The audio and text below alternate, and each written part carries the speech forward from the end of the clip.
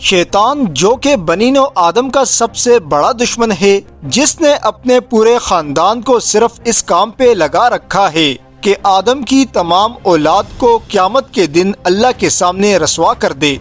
لیکن ابلیس کے خاندان میں پیدا ہونے والا وہ کون سا شیطان تھا جس نے ابلیس سے بغاوت کرتے ہوئے محمد صلی اللہ علیہ وسلم کے دین کو قبول کر لیا؟ جب اس شیطان کی ملاقات حضرت محمد صلی اللہ علیہ وسلم سے ہوئی تو اس نے آپ کو کون سی باتیں بتلائیں، اور اب اس وقت وہ شیطان کہاں پہ موجود ہے؟ اللہ تعالیٰ نے حضرت آدم علیہ السلام کو مٹی اور جنات کو آگ سے پیدا فرمایا۔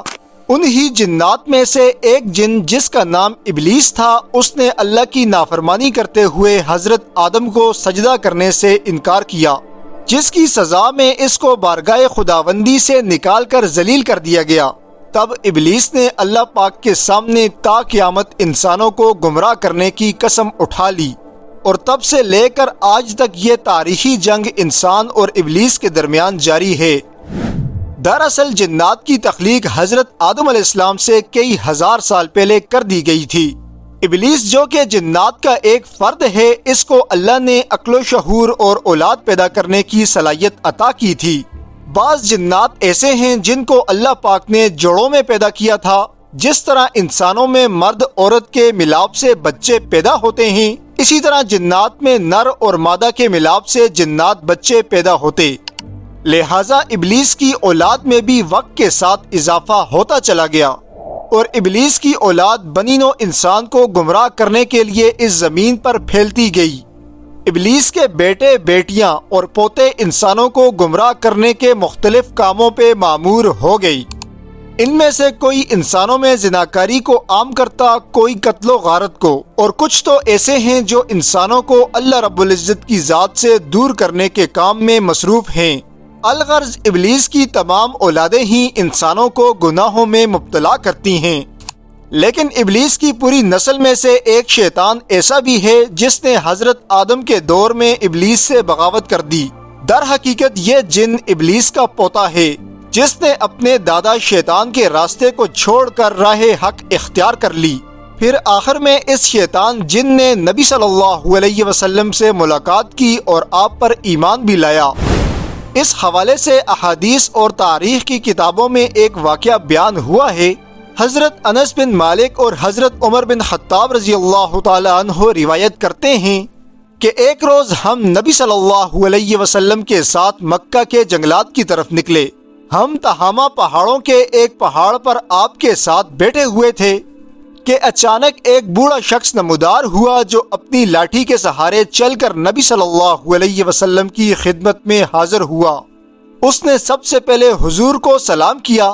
آپ نے اس بوڑھے کو سلام کا جواب دیا اور ارشاد فرمایا، یہ بوڑھا شخص اپنی چال ڈال اور آواز سے جن معلوم ہوتا ہے۔ تب یہ بوڑھا شخص بولا، حضور جی ہاں، آپ کا اندازہ بالکل صحیح ہے۔ نبی صلی اللہ علیہ وسلم نے اس جن سے معلوم کیا کہ تو کون ہے اور تیرا تعلق جنوں کے کس گروہ سے ہے۔ اس نے عرض کیا، میرا نام حامہ ہے اور میں شیطان کا پوتا ہوں۔ پھر نبی صلی اللہ علیہ وسلم نے اس سے دریافت کیا کہ بتاؤ تمہاری عمر کتنی ہے؟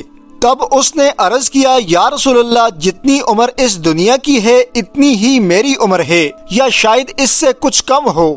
اے اللہ کے رسول، جن دنوں قابیل نے حابیل کو قتل کیا تھا میں اس وقت بچہ تھا۔ پھر آپ نے اس سے دریافت کیا کہ جب تم شیطان کی پیروی کرتے تھے تب کون سے گناہوں میں لوگوں کو مبتلا کیا کرتے تھے؟ عرض کرنے لگا، میں لوگوں کے کھانے اور غلے چوری کر لیا کرتا اور لوگوں کے دلوں میں وسوسے بھی ڈالا کرتا تھا۔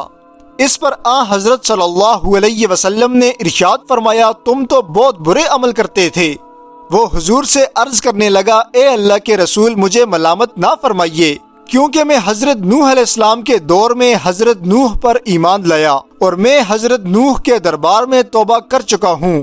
اے اللہ کے رسول، اس کے ساتھ میں حضرت نوح علیہ السلام کی مسجد میں 1 سال تک رہا۔ میں نے ابراہیم علیہ السلام سے بھی ملاقات کی ہے، اور جس وقت حضرت ابراہیم کو آگ میں ڈالا گیا اس وقت میں بھی حضرت ابراہیم کے ساتھ موجود تھا۔ میں حضرت یعقوب، حضرت یوسف علیہ السلام سے بھی مل چکا ہوں۔ میری ملاقات حضرت موسیٰ علیہ السلام سے بھی ہوئی اور میں نے ان سے توریت بھی سیکھی، اور جب میری ملاقات حضرت عیسیٰ علیہ السلام سے ہوئی تو میں نے حضرت موسیٰ کا سلام ان تک پہنچا دیا، اور یا رسول اللہ جب میری ملاقات حضرت عیسیٰ سے ہوئی تو انہوں نے ارشاد فرمایا کہ میرا سلام نبیوں کے سردار صلی اللہ علیہ وسلم تک پہنچا دینا۔ چنانچہ میں اس امانت کو آپ کی خدمت میں پہنچانے کے لیے حاضر ہوا ہوں، اور میں حضرت عیسیٰ کا سلام آپ کی خدمت میں پیش کرتا ہوں۔ نبی صلی اللہ علیہ وسلم نے فرمایا عیسیٰ پر سلام ہو، اور اے حامہ سلام پہنچانے کی وجہ سے تم پر بھی سلامتی ہو۔ پھر حامہ عرض کرنے لگا اے اللہ کے رسول اب میں آپ پر ایمان لانا چاہتا ہوں۔ چنانچہ آخر وہ شیطان کا پوتا حامہ حضور صلی اللہ علیہ وسلم کے ہاتھوں پر ایمان لے آیا۔ پھر نبی صلی اللہ علیہ وسلم نے اس جن کو قرآن پاک کی تعلیم دی۔ آپ نے اس کو سورۃ واقعہ، سورۃ مرسلات، سورۃ احد اور سورۃ الشمس کی تعلیم عنایت فرمائی۔